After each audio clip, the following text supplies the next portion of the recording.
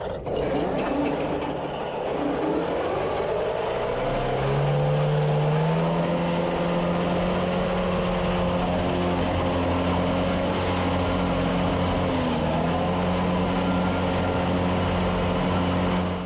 it's a really hot day in Iowa, but I've got a little more hay to mow, so I've got the hay mower hooked up to the boss's nice tractor with air conditioning in the cab.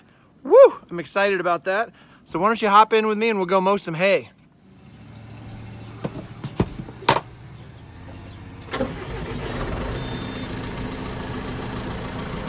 So I know you might be thinking, what? I thought you already made your hay. Well, we did make most of our hay in town and down at Dad's south of town, but I have a few waterways in some fields around here nearby to where I work that I need to mow and get rigged up and baled this week. We've had a lot of wet weather in between when we made our really good hay before and now. Haven't had any chances to get into these waterways and mow them. The waterways stay wet quite a while longer than the regular hay fields do, just because they are designed to take water. They're lower than the rest of the ground and they're the last thing to dry out. Let's go cut some down.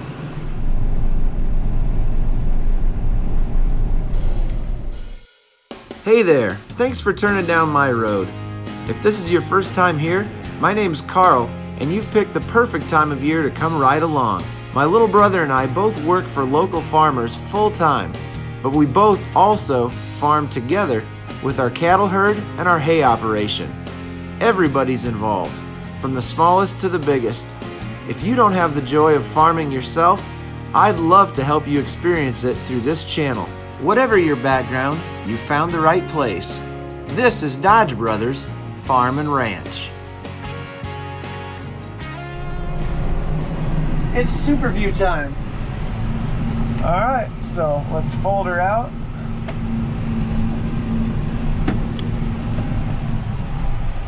Start the PTO. Get it up to speed. Shut my flashers off. We're looking for 540 RPMs on the power takeoff shaft. That is not the engine RPMs. We're actually just over 2,100 engine RPMs right now, but 540 rotations per minute on the actual shaft on the mower.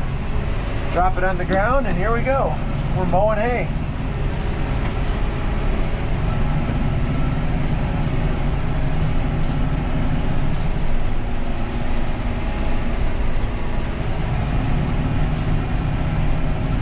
So one of the things that make waterways difficult is you will tend to get into the crop just a little bit, or you'll leave a little bit of grass along the edge.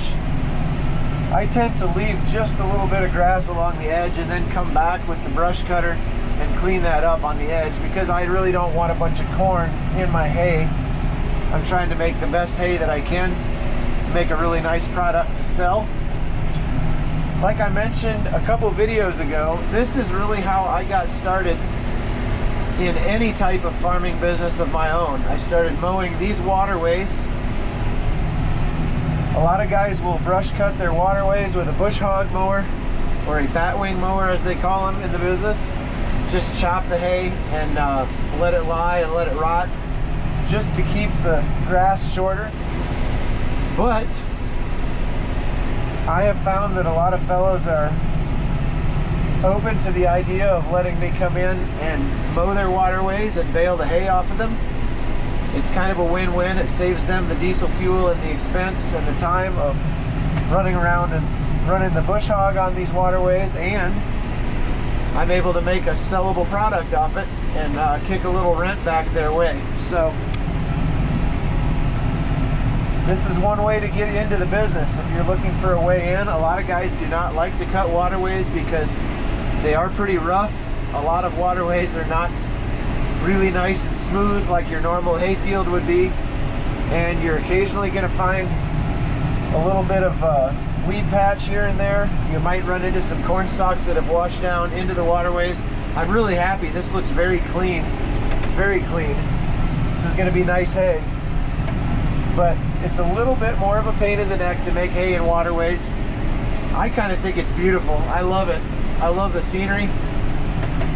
One thing that does cause a little bit of heartache when you're baling hay on waterways is when the corn gets really tall, the wind can't blow across and dry the hay as nicely, and then the sun, when it's angled out of the south a little bit, sometimes you won't get as much sun on the windrow that's on the south side of the waterway. And that can become kind of an issue later in the season when the corn is tall. But I tell you what, there's a lot of really good grass out here, a lot of good feed for the cattle, and we can make some really nice hay out of this, so that's what we're gonna do.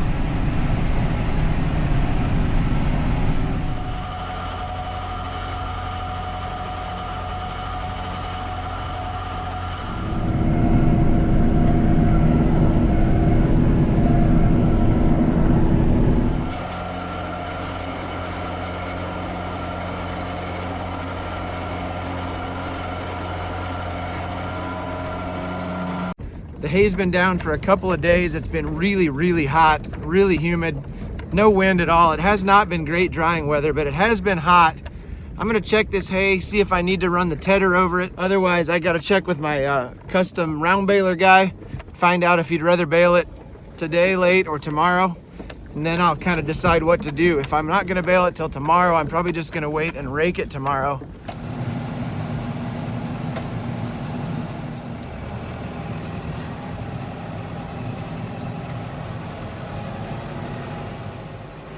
I can't believe it with as humid as it's been, but I stopped and checked that hay and it's actually pretty dry. So I'm gonna go get to raking. Maybe we'll get some of it baled today.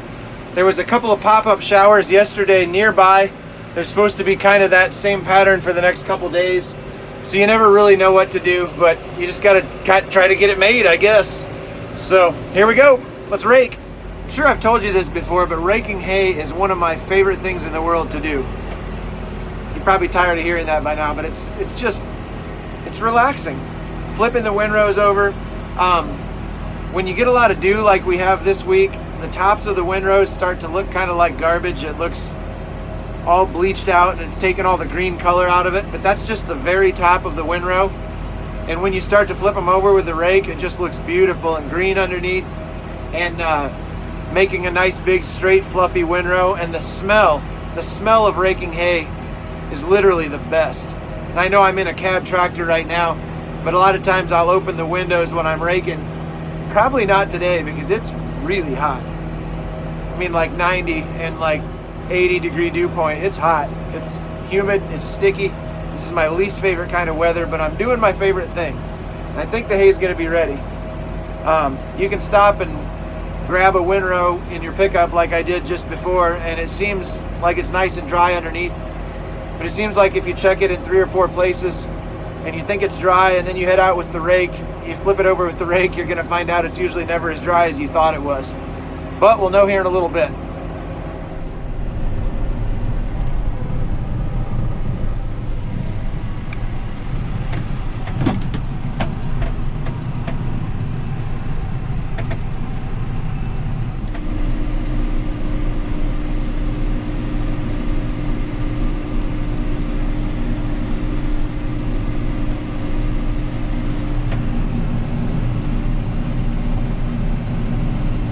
So this stuff is not as high a quality as the stuff that we made a couple of weeks ago.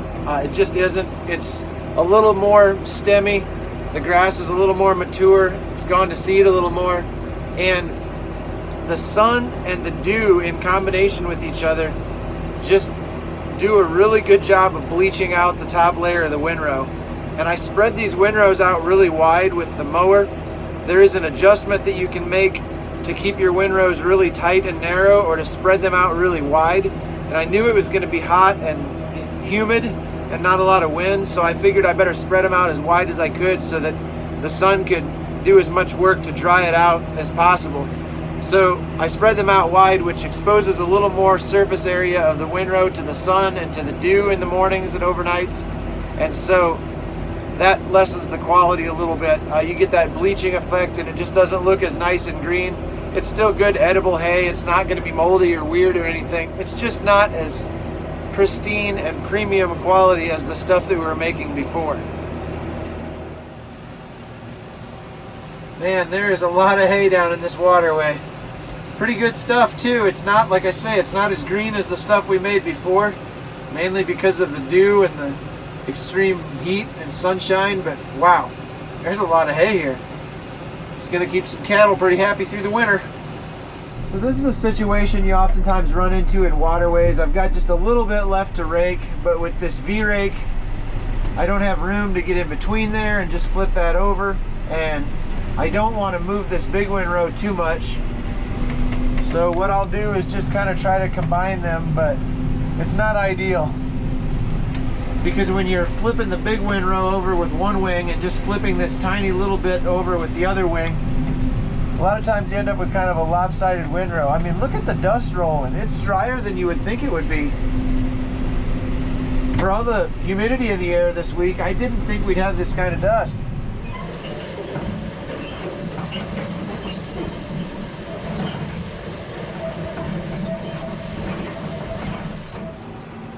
Well, I got all the hay raked, so now it's clouding up and the breeze is gone, so I'm sure it'll rain now.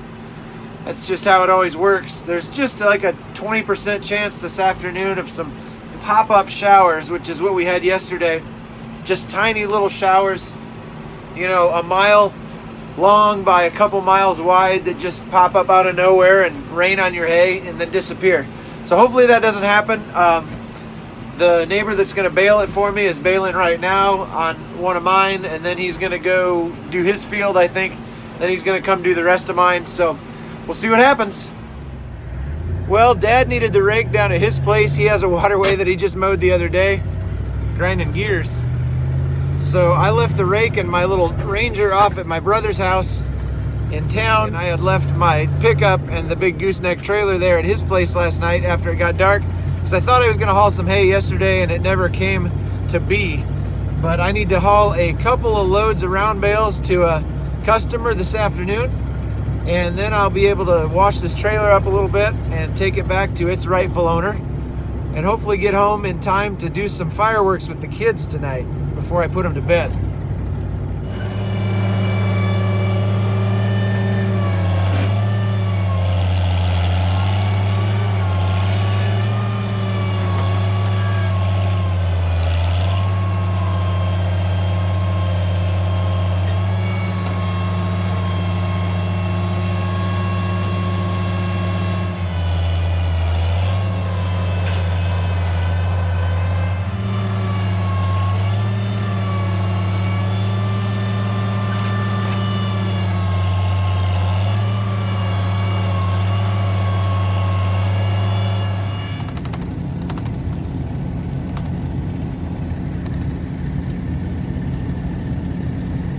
Man, I tell you what, this guy gets her done.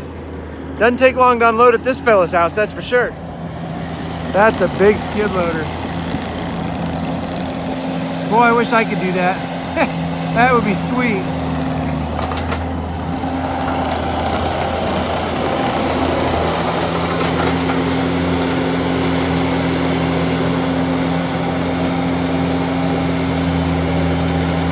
That would be awesome.